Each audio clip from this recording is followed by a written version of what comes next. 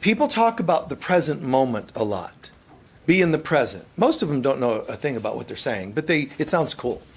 Well, just be in the present, and it's kind of funny. You got that Lion King cartoon that came out so many years ago, and, you have the prince that's to be king, and here he is obsessing on the past, and his wise teacher smacks him on the head. And why'd you do that? What's the difference? It's in the past.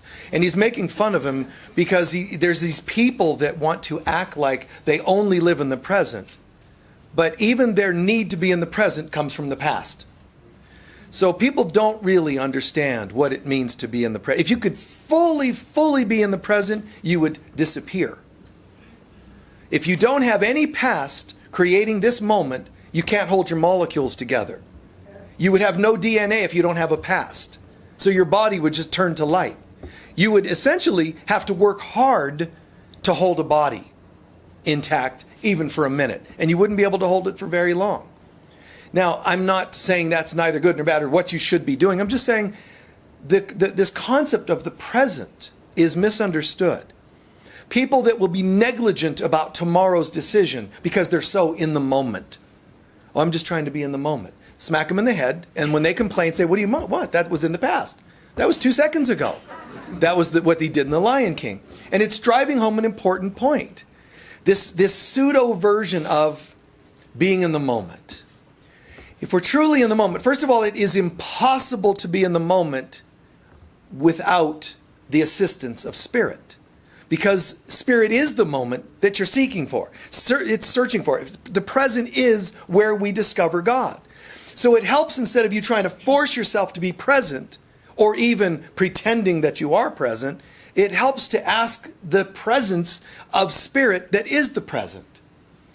There's these words, the past, the present, the future. One way to understand the difference between these, and they're all important in the human experience. But once we're in our divine experience, there's only the present. So once we're in our divinity, there is no past and there's no future. There really isn't. You can only have a past and a future when you have time. And time was only created when we entered the illusion. As soon as we thought we were separate from God, wanted to experience, whether you want to call it forced it or chose it or whatever, when we started experiencing what seems to be a separation from God, then time, basically the universe exploded, but the Big Bang took place when we said, what would it be like to be separate? We were one with bliss, and in that moment, I wonder what it's like to be separate. Boom! You have an expanding universe, and as soon as you have an expanding universe, you have a there and a there, a this and a that. As soon as you have two, you have distance. And when you have distance, it takes time to get from one to the other. So from the moment of the separation, the illusion begins. In the beginning is the Tao. In the beginning is God. In the beginning it's one. But after that moment, then in the now present beginning moment, we are with God. When we thought there would be something other than God, you no longer just have bliss. You now have a this and a that. So as I said, in the universe explodes, you have the universal version of distance, which then creates time, because you have to get from there to there, and it takes time to do that. I remember, even when it comes to science, they think it and think it. How do you understand certain things? You measure and you figure out what the speed of light is. There's nothing they think, for many years in science, nothing can go faster than the speed of light. There's our science. And before that, there was another theory. Nothing can go faster than the speed of light. So I have a question. What if you are light? See, because if you are going the speed of light, you're still doing something. If you are light, there is no distance at all. You're not going the speed of anything. You are the light. You don't even have to seem to travel. I shared this story before, but in Hindu mythology, the story of Ganesha, and Ganesha has this brother they're competing. The brother's trying to be cooler, and Ganesha seems to be kind of spoiled and so on. And the god and the goddess of the universe, the father and mother aspect, are sort of saying, we have these beautiful children, and which one is the greatest? And then they decide to have a test, a contest. who can move the fastest. So the one brother saying, I'm going to race you, Ganesha, through the universe. And ready, go, and so takes off. And Ganesha's, hanging out there, just rubbing his belly and kind of having something to drink and enjoying. The other brother, in the meantime, is racing through the universe. And at this point, there's this point where the other brother's almost back now. Ganesha, are you ever going to get started? You're clearly going to lose. Ganesha finally decided to stand up, and it walked around its mother and father and said, you are the universe. Meaning, if you do things all based around God, you've got it all covered. I am the light. I don't have to go the speed of light. Partly what I'm saying there is answers can be that simple. When everybody else is still trying to conjure and think, what could go faster than the speed of light? Could be this, and maybe this, and quantum this, and proportions that.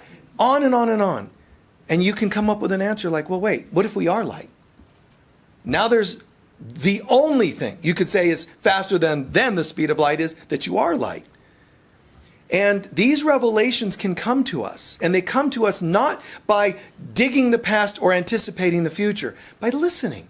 Just chill. Just chill and listen. Believe that all the universe is Father, Mother, God. The whole universe. And if I live my life in the surrounding, the consciousness of God, all things can be revealed to me. I don't have to race somewhere to get anywhere. It's right here. God, you tell me the answer. Well, what if you are light? Oh, got it. Where people will spend many generations, many hundreds and thousands of years theorizing, even proving and disproving each other, you have an answer in one split second.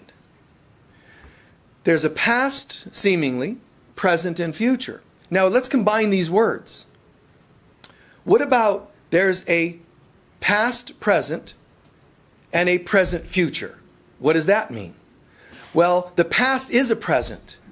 The past is a gift, and if I learn from it, I can draw the past into the present, and I got it. All you need from the past is to learn what you need to learn. Why and how? So you don't have to repeat it in the future. So what humans do often is get dragged to the past. That's not the moment. That's not the present. You don't have a past present. You just have a past. And it's beating you up. People regress all the time. I've seen people that are on the spiritual path. You think you're immune to this stuff. You just never know when it's going to strike you. You never know when the past is going to show itself, like a Halloween goblin, boo. And then we react. When you react, you're going to try to pretend you didn't. You're going to deny you didn't, or, of course, you're going to blame someone else for it happening. I would have been totally in the present, at peace, except for you. And that's what we do. When you blame, you're even further into the past. So, meaning dragged back into the past. You're not at all in the present. Blaming cannot happen in the present moment. So, in our center, what's nice is in our center, we can say, I'm going to bring the past to the present to heal it. And it becomes a gift. The past becomes a present. In more ways than one. It becomes part of the present, and it's now also known as a past present. You see the play on words? It's a gift, and I got it. If I don't do that, if I don't know how to hold a center and bring the past to now to be released, it's going to drag me to then. Now, the ultimate thing that ever happened in the past, the ultimate is our belief that we separated from God. Therefore, everything related to the past is rooted in our belief that we separated from God, which means it can't go well.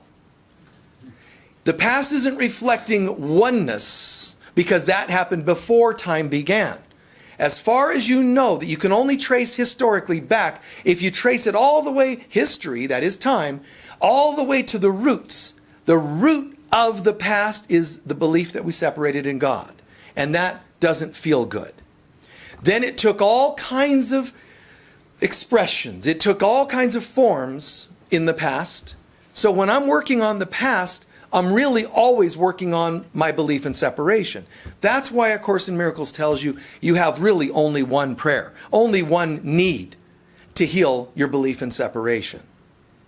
When you work on that, it starts unraveling all its symptoms, which are, this happened to me and this happened to me. I don't care if you're the one that did it or it was done to you. I don't care how much you were uninvolved or how much you were the victim of it. It's not the point. It's still could not have happened if you were not separate. If you're one with God, we would have only the bliss of God.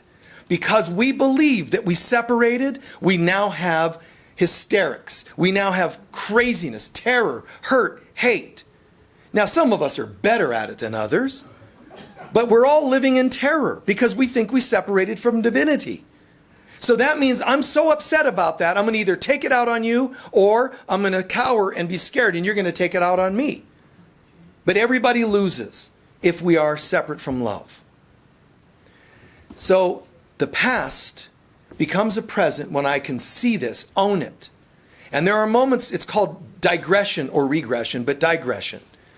When something happens to you that triggers you so much, it triggers you so much that you're actually reliving an experience. Now, some therapists might say that's very cathartic. No, it isn't.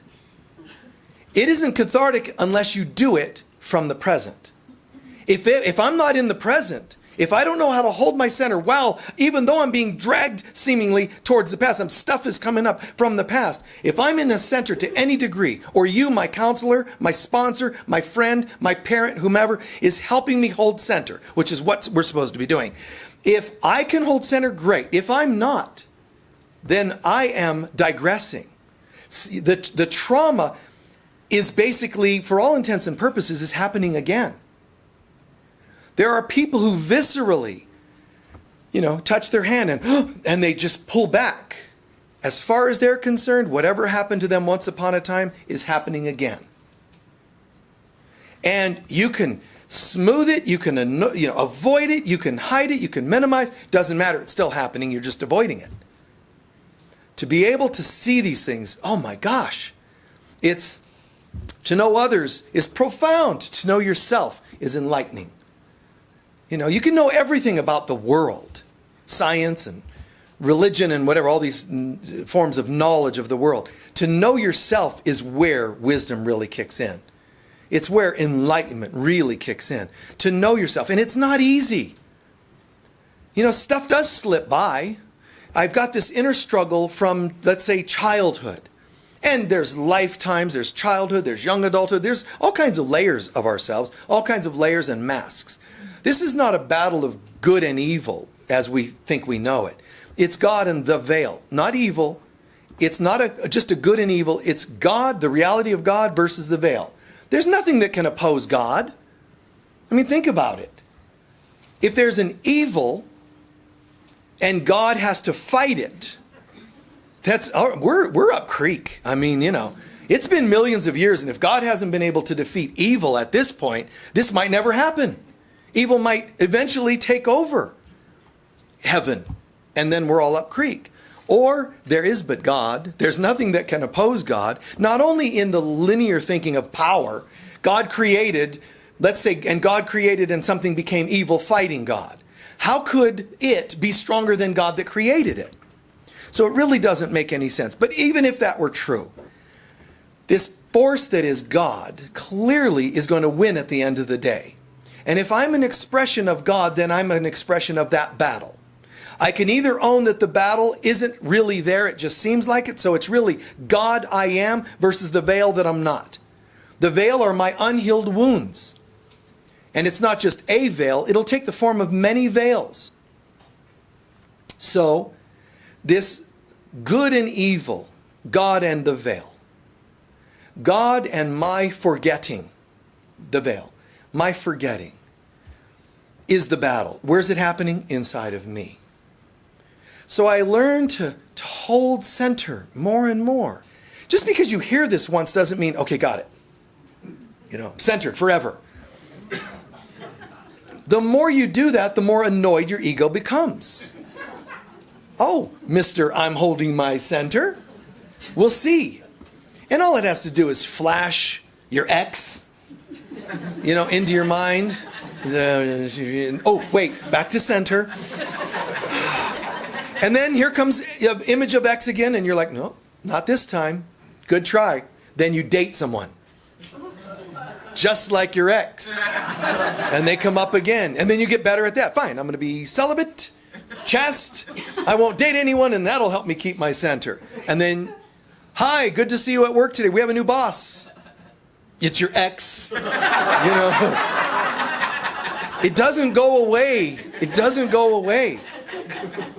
Until there's a time when you no longer seem like Velcro that these things stick to. You seem more like Teflon. In comes picture of X and it just flies by. Does that mean it won't happen again? No. Every so often, your soul will say, let's just make sure. You know? Just when you're least expecting it. Oh, God, it's been years now. Clearly, I'm beyond that. Oh, it's great, you know. And, you know, then it'll be like, oh, you know, in the middle of just things you just don't even expect. It could be like, now it's Christmas. Definitely nothing can come up during Christmas. You know? Then you prick your finger on one of the needles from the tree and you think, prick, oh, my ex. No, sorry. So you don't know where this is going to go. Keywords and things. I remember one thing that was really, really dark and really challenging. And I'll say it briefly. And that is, I remember one time my kids came from school when they were like probably in high school at the time. But they went to some concert or something. Long story short, there was some fight that broke out. And they said there was this fight, and it was just this kid, and this big guy was beating up on this kid. And they were describing it, and I was feeling first like appalled. Oh, but that's normal. No. Appalled. Then I started feeling angry. Who is this guy? Who did this? Let's find out. Okay? It's many years ago, but I started noticing how upset I felt. You know, and it's like, well, is it just because that's how you should feel as a human being? You should know. That might be true that you're caring about others. You got to watch what's happening inside. Then I started having memories of a couple beatings of my own. And I realized when I wanted to fight for that kid, it was me. You understand? It was me. It wasn't just how dare, and all that's your head still talking. All in a major effort to avoid this memory. And I had a memory and I'm like, oh man. And I didn't like the memory, of course. But it was still challenging to own that all that I wanted to do to save that kid that was being beat to a pulp was also about myself. And the more I wanted to think about the kid is an attempt to avoid the pain of the experience that I remembered. And it was horrible. You know, it was just horrible. The feeling of a kid going through this, it was horrible. And I was reliving all of that in my gut. That's the kind of stuff you just won't know. It'll slip in. It'll look like it was somebody else. It'll look like you're just watching a show. Why would that bother me? I wasn't bothered. I just shut it off. Watch and ask yourself, what's really happening? Because there's so much here. But don't let it drag you back to then. Bring it to now. Who am I in the moment when I'm with God? I'm safe enough now to let this come forward to be looked at. So I can shine light on it. And when you don't want to look at it, when you want to minimize it, they're all signs of, I'm still afraid of this. Which is okay. To err is human. To be afraid, that's okay. Don't judge yourself for being afraid of it. However, if I'm afraid of it, there's still an it that is powerful over me. I don't like that. That doesn't seem true or righteous spiritually. Then what would you like to do about it? Let's bring it here.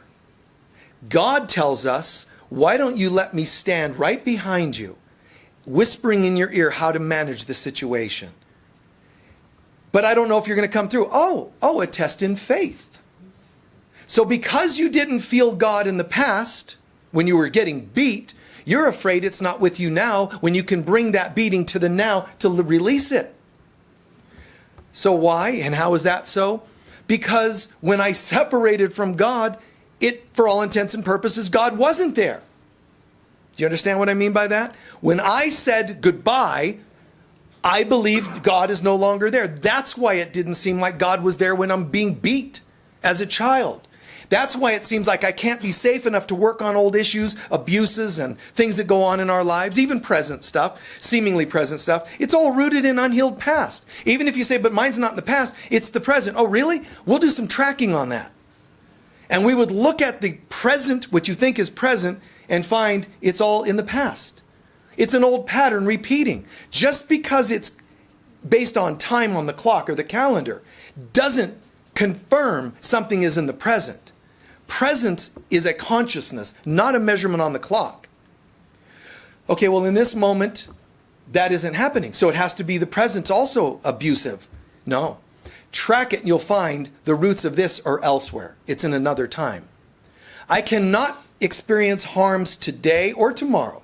I cannot experience harms today if I have healed the roots of that harm. The most it can do is give me ghost images of what happened. Boo. That's all it's going to do. And sometimes we react. We watch horror movies and we react. Think about it. I mean, people do watch horror movies and as though it's actually happening. And it's kind of funny and kind of sad at the same time. But it's a great metaphor of life itself. Nothing other than love truly exists. So why are you afraid? I'm not saying you need to watch ghoul movies, but to be afraid of them is another story. Well, I don't have fears of the ghoul movies. Well, no, but how about the three-dimensional ones called your life? We still are. I mean, when you get a letter from the IRS, you don't usually go, oh, this is going to be great. Surely this is going to be a great day. Sinking. That sinking feeling I had when I heard about this kid, it's rooted in the past. You could say, oh no, this was happening that week. It was present. No, it was still rooted in the past. So our false present life is rooted in the past, which is even more so false. Because the past where abuse and trauma seems to have originated, when you do inner child work and all that, it's because of past stuff and your addiction sometimes rooted in the past and all that. They seem to be rooted in the past, but the past is rooted in the separation. The separation never actually took place. That's why we say there's only two emotions, love and fear. Not love and hate, love and fear. Because fear means not that you actually don't have love. Love and fear means I have love and the fear that I don't have love. It's only an implication. It's only a theory. I have love and maybe. That's what fear is. Maybe I don't have love. But you do. To say I don't have love would mean God doesn't exist. So I have love and then I have love. And when we say fear, it's all the variations, all the symptoms, all the manifestations of variations, that is, of my belief that I'm separate. So all of our traumas and all of our stuff in this life are simply manifestations of what could have been if we could separate, but we didn't. So healing isn't actually something that's of effort. I've said this before, but Jesus walks on water. He didn't have to go, oh man, this is a tough one. I mean, lepers, that was easy. I got to walk on water. I'm kind of little, I picked up a few extra pounds. But the manna, they soaked it in hot melted butter. Oh, the manna, I just got into that this week, so I don't know if I can walk on water this week. There's no effort. I don't know if I can do it. It's harder. Because he doesn't believe it exists so he can walk on it. There's not an effort. How could I not? That's true faith. Faith isn't you would think, in things unseen, they say. Faith is things unseen, which means you're hoping something will work out. That's not what the sentence means. Faith in things unseen simply means I know the truth is the things I can't see with my eyes because my eyes lie to me. So I'm having faith in things I know. Not that I'm crossing my fingers and theorizing. I know. So Jesus doesn't have to say, okay, concentrate, let's walk, okay, keep going. Don't vary your mind because you'll slip and fall in the water. He knows it's true. That's why you practice more affirmative prayer. You're using affirmative prayer because you're stating, not hope, you're stating this is actually true. I am loved. I am okay. So when you work on past stuff, you can't hope you can get through it. No exorcist should walk into a house hoping they could pull this off. Because you will pay the price. No surgeon should go into surgery hoping this will work out. Listen, you might want to go to sleep now because I'm going to begin, and I'm just hoping this will work out. You'd be like, no, trying not to sleep. So you should know.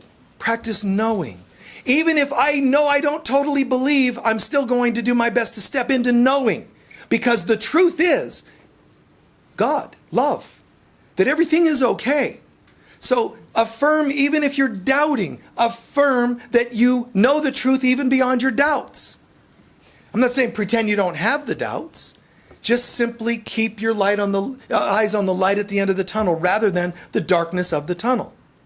So if you think, I can't deal with my past, I can't deal with this and that, you're affirming its power over you. Is that horrible of you? No. To err is human. To forgive and live a new life is divine. Which would you like? I still want to take some of the past fear and just obsess and doubt. Okay, well then do that. But you'll find that when you pray, you're usually praying for the cure of that. And it's a cure you're not accepting.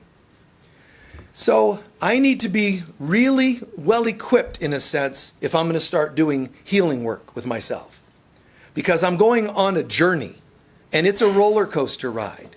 There will be moments of up when I've made it through some challenge, and then there'll be depths and stuff when I drop down into the experiences. I'm doing some regression work today, or I'm doing some counseling, or I'm doing some step work. It's all showing me stuff of the past, where my patterns began, how they happen, and so on and so on. What you do is you stay tethered to God and your center, and then do the journey work. Go to the journey, do your work, let stuff percolate up. And I say go to, that's a metaphor. You're actually bringing it to you. And there's a difference. Having moments of regression or digression means I lost center, my past pulled me to it, it is pummeling me, and I don't like it. So after it's done with today's pummeling, I'm going to drag my bleeding carcass back to the present for a moment and go, how'd you do? Not so good. Note to self, don't ever go there again. Don't ever try to work on yourself, or you'll have more of the same.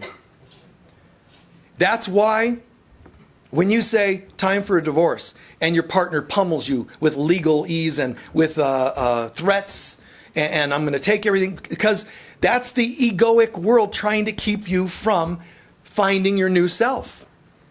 There's going to be surgeries you need, and yet but if you have this, and then there's this, and then that's going to hurt you, and you could die, and go courageously forward. Move. Going to do something. I'm not going to be paralyzed. You're going to risk this, you're going to risk that. You're going to speak up and say to the family, hey, listen, Uncle so-and-so did this to me, and your family members might be going, shh, you're going to ruin Christmas, parties. Oh, I'm sorry. I'm sorry about... Speaking of ruin, there's my life. You want to talk about that? Oh, no, honey, just get over it. Let it go. You get that kind of stuff. That's the forms that it can take. The ego threatening you. Don't ever come back to this place and try to heal this. So it beats you up to intimidate you so that you'll never try it again. And if you try to do such things alone, you will usually lose and not want to do it again. Do it with support systems. Do it with God as your assistant. Then God's saying basically, let me look at this with you. Let me look at this with you. Let me stand right here with my hands on your shoulders. And you're going to be a little bit afraid. So I'm going to show you some past memory. You're doing some healing work, even meditations. Images and faces and memories do come up. You can be in the middle of doing yoga asanas. And why is that memory coming up? I want to do my yoga. No, that's why it's coming up. Because when you're doing your yoga, you're yoking to God, and ego doesn't like it. And every time you do postures and movements, there's even muscle memory. So as I shift, as I move into a different posture, stuff related to those parts of my body start getting triggered in memory. Does that make sense? Like literally. You start to do a posture where you lean to the right, but let's pretend that that posture happens to replicate a car accident. All of a sudden, aches and pains and emotions come, even the fear of what was happening in the accident could resurface in the middle of doing an asana. So this world, on the egoic level, tries to replicate woundedness so that it'll embed it more and then add more layers of death around it. darkness around it to discourage you. When you get on the path, you first find yourself disturbed, not at peace. You might have a moment of peace. You could have near-death experience. You could have a blissful meditation. That's just a moment. Truly, the path is not described as, I sat down, meditated, blissed out, I'm good. It's usually, you center, you might have those moments of, wow, that was cool, purple light, sparkles of light or whatever. But the longer version of even though a summary of the longer version of the spiritual path is, I devoted to finding my center, and when I did, everything that was not my center came up. So the so-called, and then I found total peace forever, that's the payoff of when there's nothing else to get in the way. Well, how do I get to that point without dealing with that stuff? You don't. You deal with the stuff as it comes up. You don't obsess on it. You don't make it your goal. Okay, fine, I'm getting on the path. I might as well expect a horrible life now. Not at all. The Divine Mother only wants you to work with these things at a rate that you can handle. So surrender to her, and that is the Holy Spirit. Surrender to God. I'm not sure what pace. I'm not sure what you want me to remember, not remember. She's just going to say, just be willing, and that's enough. If you're even just willing, I don't need you to fix anything. Just be willing to hold your center if and when things do come up. Okay, I will. And that's like having God hands on your shoulder saying, I'm with you. I got your back. Nothing is more powerful. And if I described just one more thing to that process, I would say this. One of the techniques, for lack of a better word, to this is that when you are dealing with stuff and you are feeling digression, regression to past patterns, you simply practice asking God to be with you and help you to see the event through its eyes rather than your own. Because your eyes are traumatized. Your eyes are programmed. The neurology, the cells, they're programmed. What they see is still related to the past. I separated from God, I opened my eyes and saw horrible things.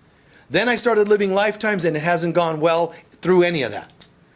Because even if I had ever had a decent lifetime, someone still died and it hurt my feelings. I could have had a blissful life but owned an animal and it died. And it really broke my heart. You still, like Buddha said, you still suffer on this planet. Unless you see all things through the eyes of God. How would you have me see this? And then what you would see is not, oh, there's my pet and now it's dead. I lost. There's my such and such and it's dead. Now I lost. If you're seeing through God's eyes, you would see the person in flesh and the person spirit.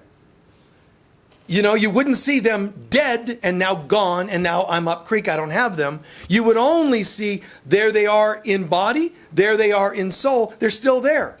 You would still be able to communicate with them. How's it going, yeah? Kind of nice to get rid of that body, wasn't it? It would all be a blissful experience.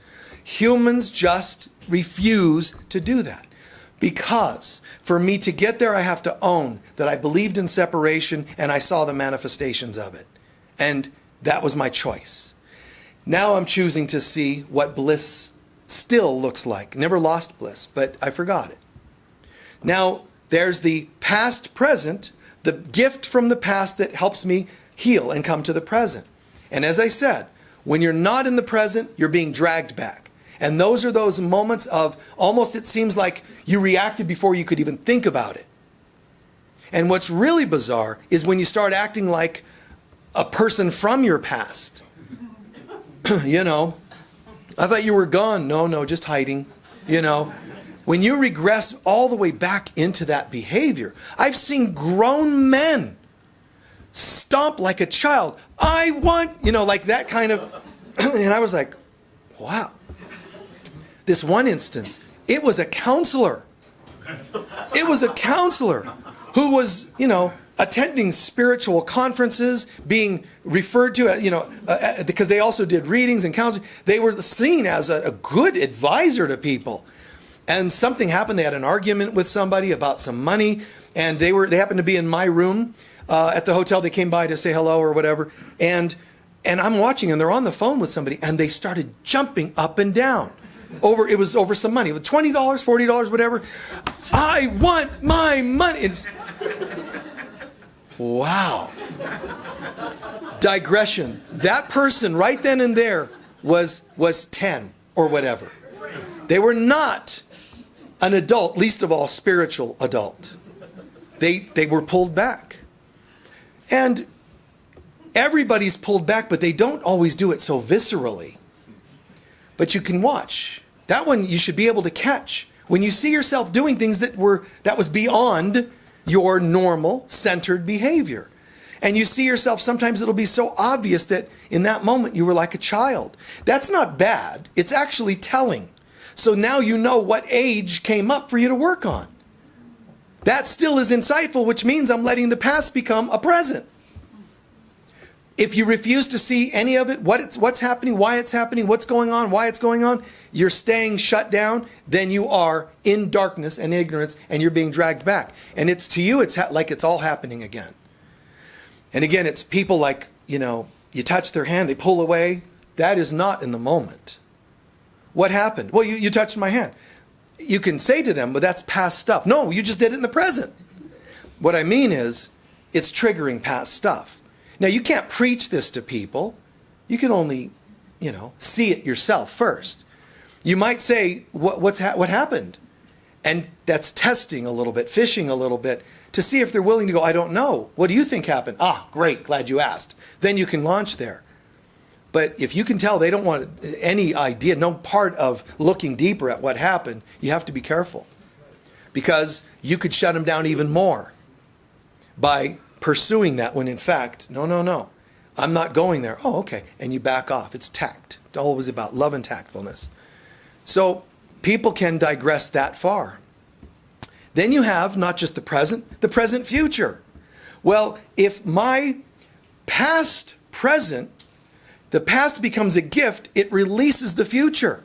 The future becomes nothing but a wonderful gift waiting for me to pay off the work I did in the present. So the present future becomes my future based on the present.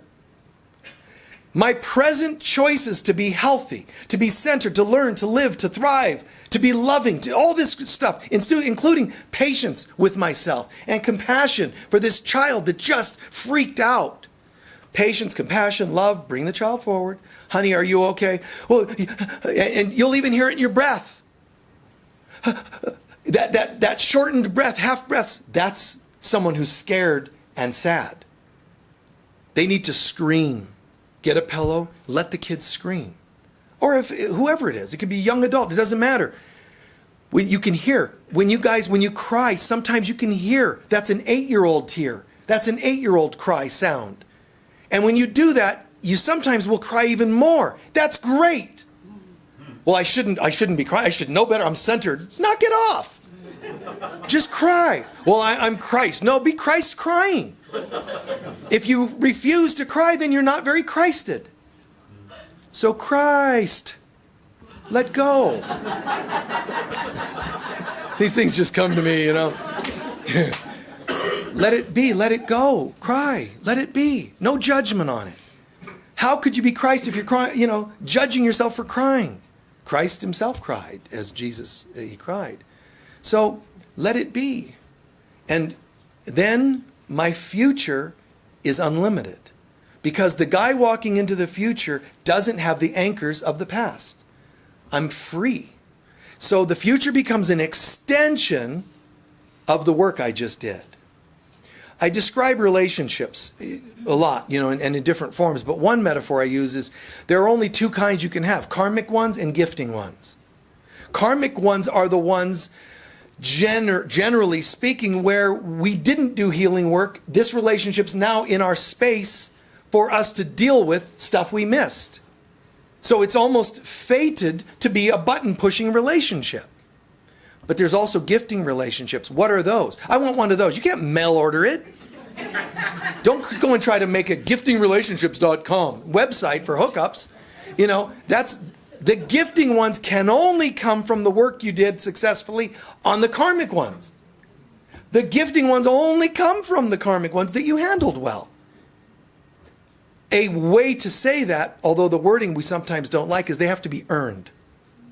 Not earned because you're undeserving. Earned because of who you really are. So you step back in to start acting who you really are, and you're going to see gifting relationships. I've had people say to me, well, Michael, you talk about this and that in relations, but you have all loving people in your audiences and you have nice people. You don't have to deal with the three-dimensional world. People have said that. First of all, if it's true, it's because I earned it. See that? Seriously.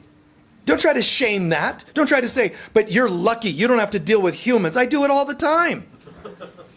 You think it's easy to the pain of everybody every day in counseling sessions? And you think it's easy when you're a spiritual teacher or author? People target you, man. They slam you. It's not easy. But if it were, mind your own business. I must have earned it. So get behind me, Satan. Get out of the way. Don't try to shame my deserving nice people in my life. Still, I know, yeah, it's earned. If I did it, if I got this, it's great. And if you have it, great. If you can say, I was only married once and it was an amazing, beautiful relationship, give thanks. You did good. And pat yourself on the back, not in the egotistic sense, but you earned it. You did well. You could not have had a great partnership without having done some work somewhere. Been a really great person. Okay, now that brings up, oh, I see. So the fact that I was married to 5 people, 3 narcissists and 2 psychopaths, you're telling me I must not have done my work. No one can tell you that exactly. Because you might have done work in another life and not this one. You might have done it in this one, not another one. You can't measure that. All I know is, if I happen to have any amount of gifting relationships, I had to have had some of the consciousness to get there. So if I've had bad relationships, you're saying I don't deserve. No, you might have had them somewhere else, not in your partnerships. But even if it's true that you haven't had them, and even if it's true it's because you weren't in the consciousness, start getting in the consciousness. And you won't get there by accusing me for having good ones. So maybe that's why you've had those 5. On another note,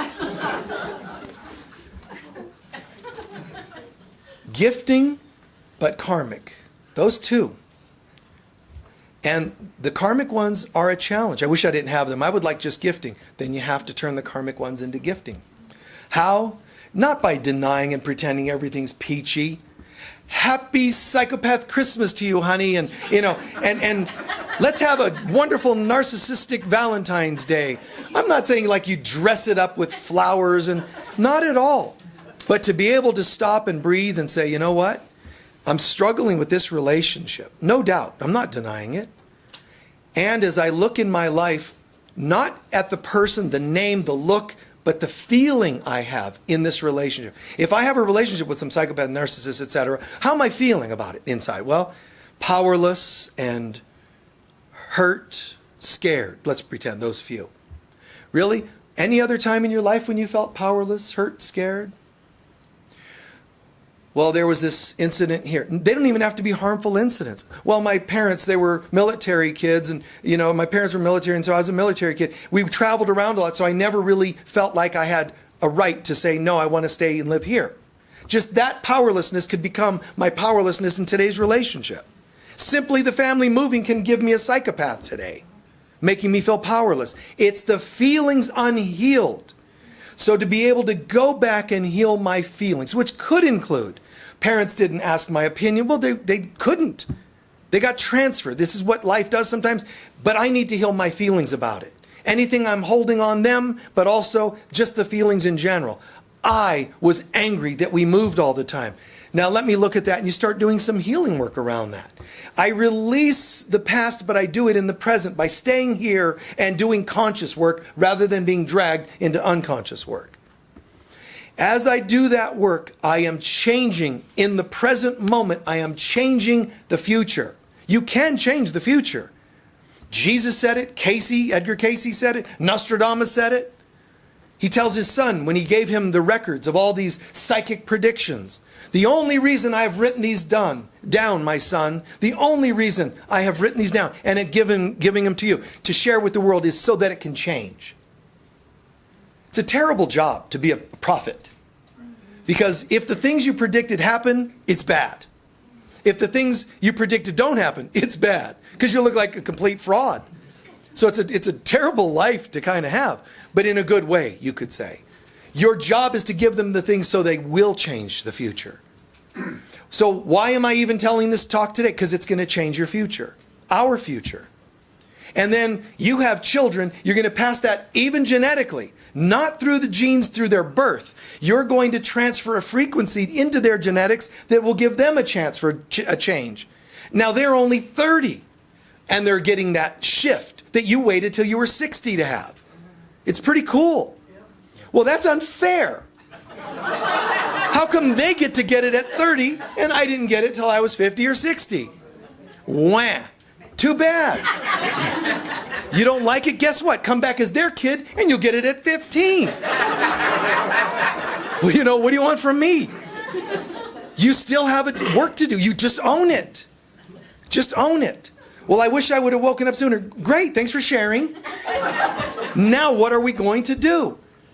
And if you really wish you had gotten it sooner, all the more you should have commitment to changing now. Right now. Prove how badly you wish you had gotten it sooner by doing it more intensely now. Intensely simply meaning commitment. And then you're changing the future. People don't realize it. People live as victims. You think victims are only the ones that act like victims. And you say, oh, they act like such a victim. Everybody acts like a victim. How do we know that? Because you actually think things happen.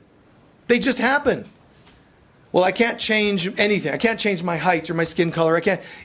It's in consciousness. If we know who we are, we would be able to snap a finger and do anything. Instantly. Beam in, beam out. You could do shifting, shape shifting. You could part mountains. Buddha says, Jesus says, etc. There's nothing you couldn't do. But you have to have the consciousness, complete remembrance of who you are. How do I find that? It's not found in the past. The past was when I separated and had all the effects of that. The future is all the, remember, I said the past is rooted in fear because we thought we separated, now we're afraid of the results. But the future is basically nothing but this terrifying unknown so far, because it hasn't happened yet, but you've already staged it. If the past happened due to separation and I haven't healed yet in the present, the future's not looking so good. I mean, if 1 + 1 was 2 yesterday, I'm pretty sure it's still the same tomorrow. If I think I'm separate and I let my past control me the way I have in my life, meaning any of us, if I've done that, the future's no different. So something unique about the present. Not only is it because of the past present, the past gift, also the present future, where the present changes for the better are brought into the future. Your ego wants nothing different. It wants the same what happened yesterday is the same of what you can experience tomorrow. And that's, people live in futility. It looks like people are wounded by the past, but people don't realize how wounded they are about the future that might and likely will not be any different. And that sounds kind of bleak, but I agree with them. If you don't change in the present, you might not expect a better or different future.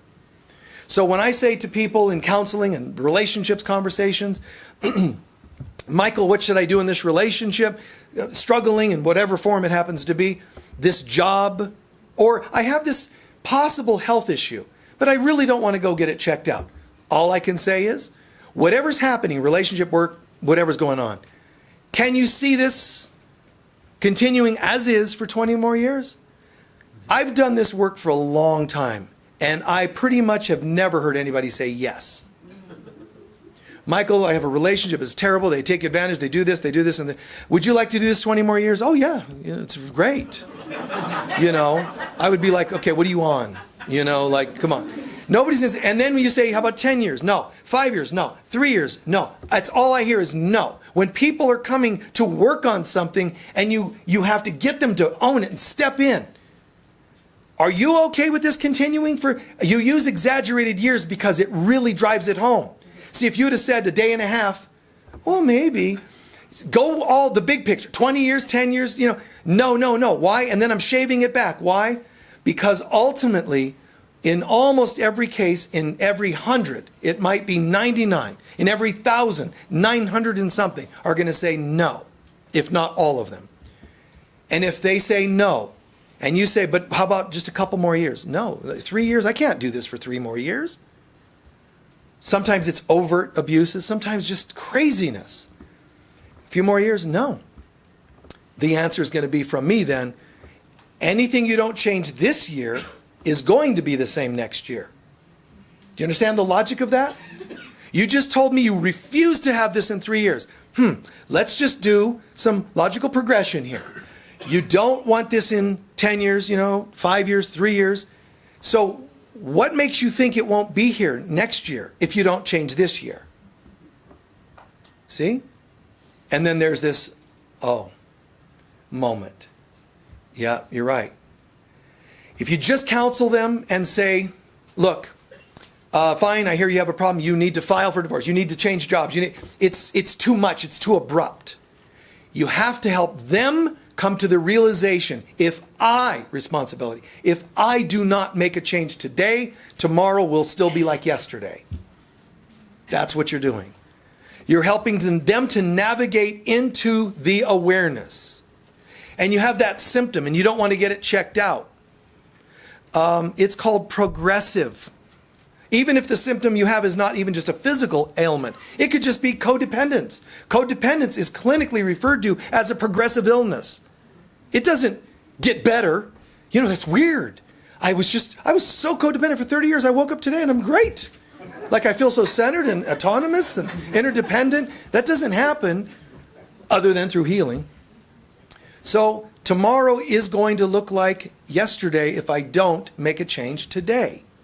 Today doesn't literally mean this second, although in each second I can make a new choice. Today could mean proverbial, it could be like metaphorically, and the proverbial today, meaning this year, this current time in my life.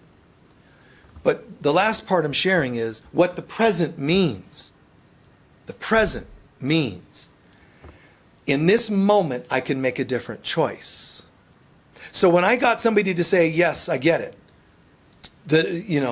this is not going to get better if I don't make a difference now, today in my life, and change this year. If I don't have changes in 2019, 2020 is going to look somewhat the same. That's very powerful that they get that. But when are they going to do that? This year. When did they get that idea and make the choice to shift it? Right now. And that's the power of the present moment. People, they embellish and they get all fancy about this, be in the moment, and like I said when we started, it's really self-deceptive. Truly the now, power of the now moment is my choice as a child of God to say, no more. I'm going somewhere else. I made that choice. When I made that choice, something powerful happened. I had to show up. See, before I was just, look at what happens to me in my life. That's a victim. And everybody's got some of that. So don't think it's just when it's extreme. You're still thinking, I might lose my job as though they have the power to, and someone's going to leave me or they left me. This concept of they. Right here, I start to get it. And as I heal, my future is going to reflect my new self that I made a choice to be today. The future becomes a gift, a present future, a present in the future, a gift for tomorrow because of the choices I made today. So again, the power of choice. Why? Because you and I, children of God, we once upon a time believed we could separate. On that day, in that moment, when we said, I wonder what it's like to be separate, we became the victims of the results. When you say today, no more, I'm changing things now, I'm shifting gears, you're actually taking back your power. We resign that and we assigned it to something we call the ego. Why? So that we don't have to be responsible. The devil made me do it. Look at the Garden of Eden. Hey, what happened, guys? Eve, Adam's like, she is the one who tempted me. Really? Well, is that true, Eve? Yeah, but the serpent tempted me. Everybody passes the buck. You and I are Adam and Eve. And we have to shift and say, yep, that was me all right. I went full on with that one, didn't I? You said, don't even bite from the fruit of judgment, the tree of knowledge of good and evil. You told me, don't even taste judgment, the knowledge of good and evil. Don't even taste the fruit of that tree. Man, I picked every piece of fruit from that tree and its leaves. I ground it up in one of those blenders that they use for, people, granola people. What's it called? Oh, bullets. And I drank that, man. I did a bullet, I did a judgment fast, I did where I only drink judgment. And I drank it for breakfast, lunch, and dinner. And then I made vitamins out of some of the leaves, and I took those as supplements. And that's what, you just own it. That was me, man. Do you have any videos of it? Because, man, that was weird. Watch videos of it without shame. And if you feel the shame, own it and laugh. Boy, wow, I was pretty nuts, wasn't I? It's just like be able to look at it and go, that was kind of weird. Just like some of your days of being stoned or whatever. It's like some of you can just laugh at. Things are out of control, I get it. But see that that's not the real you. And then we release all the stuff that the ego would hold against you. You still have to look at your memories. You have to be willing to look at memories and things from the past. You have to be willing. But the difference is I'm doing this with God versus without. Without God, without the power of the universe and your choice, you will be pulled back into it. Whether it's old addictions or whether it's feelings. Dragged right back to it and you won't even know how or why you got there. It'll feel out of control. You're crying uncontrollably and you don't know why. You're feeling, gut is just messed up, or like I felt when I had that memory. It could even be subtle where you're excusing it. Well, I'm angry that that person did that. No, I was angry at the person that did that to me. I was so terrified at that person that was screaming for their life. No, I remember screaming for my life. It's horrible. Don't be afraid of it. God, be with me. I'm going in. And be able to look at these things. And don't forget, with your counselors, your friends, your sponsors, people you can trust. This is coming up. Can I talk to you about it? Bring it somewhere. And the more people you can create that can help you hold healthy space, the more miraculous your life becomes. Not because of numbers, literally, but it means I must be doing better because I have more and more safe people. Somebody asked me about the concept of intimate friendships. And I say, well, at Unity of Sedona, and the people online included, this is a very intimate relationship. I feel like I could say anything, and I feel you could say anything. Intimate in the sense to reveal oneself. Intimate also means an in-time mate. People that I'm mate in the British sense, the friends. You're my mate. So the ability to say, you are my in-time mates. You are my friends in time. Even though we're sharing time on earth, there's trust. And that's gifting relationships. Will everybody always be stellar and so on? Maybe not. All I know is, if they're not, I'm going to see if it brings something up for me to look at and make into a gift, and that'll give me an even better future. That all making sense today? Can I hear an amen? Amen. Oh, Jesus, Jesus, Jesus. Praise Jesus. Thank you. Please take a few centering breaths.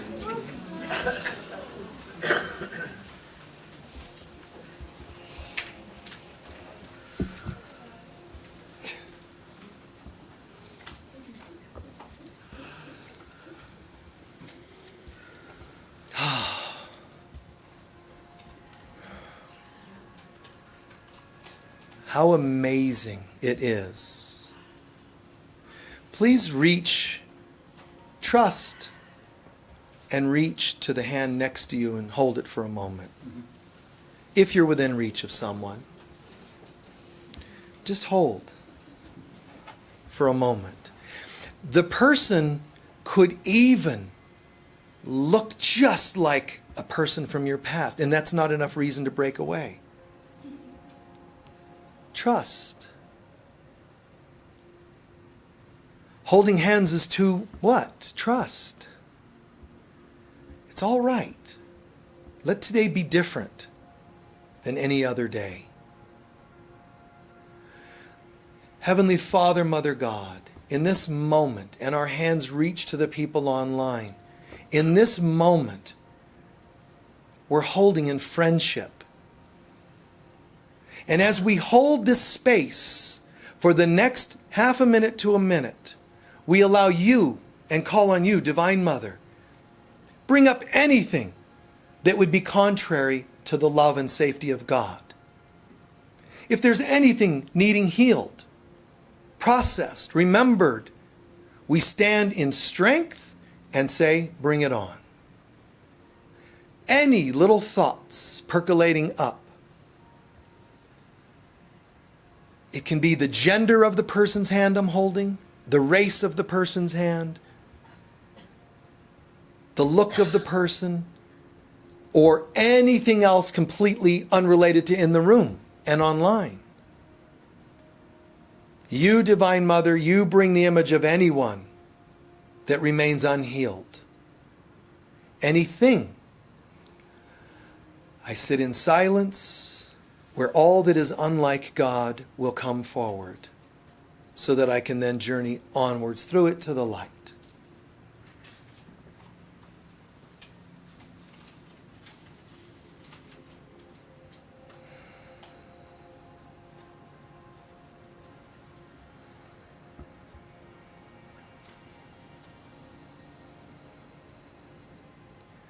Some of the images can be childhood, it could be today, yesterday, it could be other lifetimes. Judge it not, analyze it not, just hold your center. I sit with you, Father, Mother, God. You bring forward what needs to be released to any new level.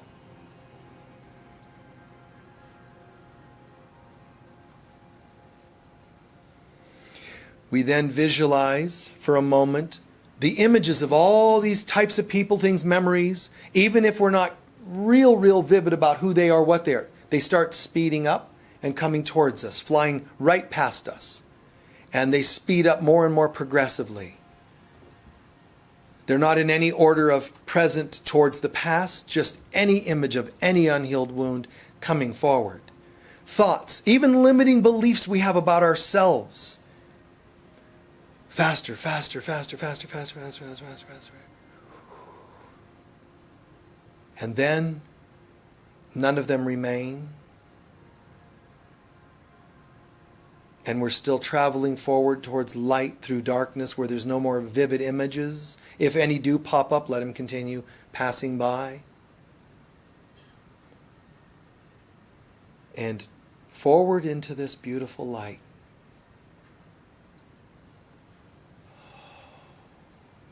Through this doorway into light, a journey without distance to a place we never left, entering right into the way of God, the Tao, the light.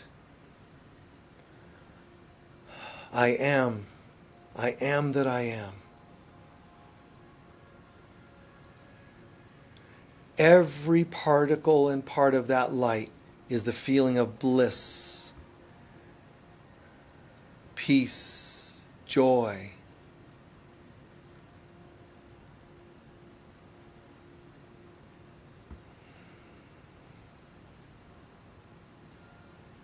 Breathing in that presence, breathing it in, breathing as though it's all like a mist of light, sparkling and shimmering, and I breathe that in.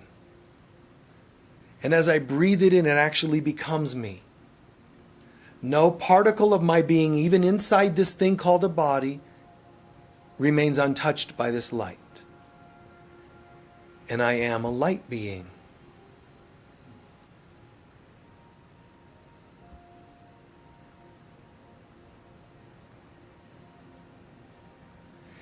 And the space I perceive myself to be in, this beautiful space, universe of light, now becomes the room we're all sitting in, any of us. The room becomes the metaphor, and we refuse to lose contact with that light. But for sure, we remain light beings. And that means light being in and through me.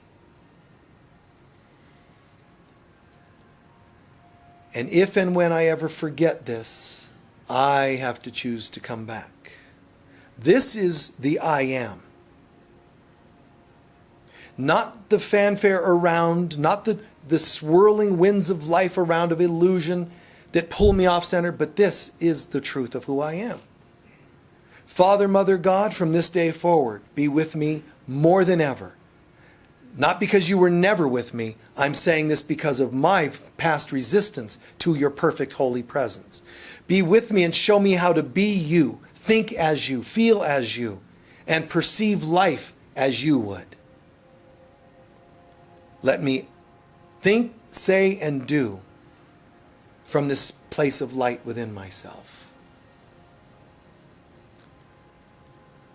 And so it is.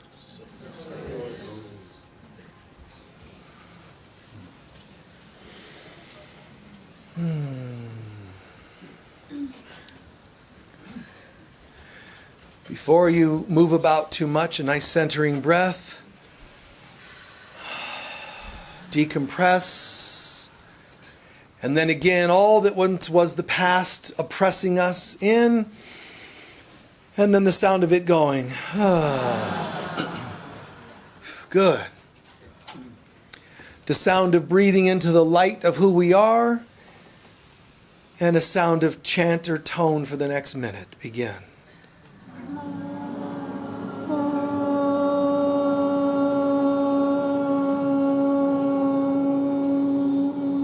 Keep going. Breathe when you need to.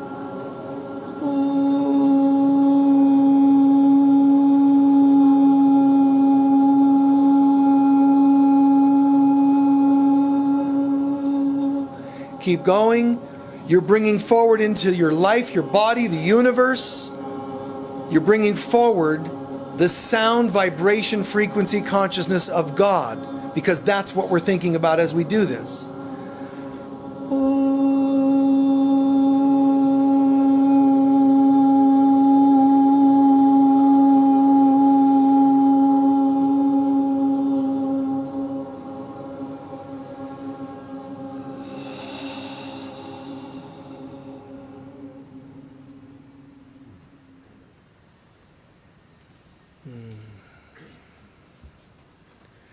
Know and believe that that frequency carries into your life, your glands, your mind, your emotions, your pocketbook, your friendships, every aspect of life filled with that frequency.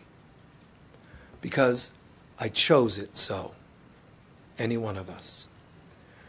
And so it is. Nice job.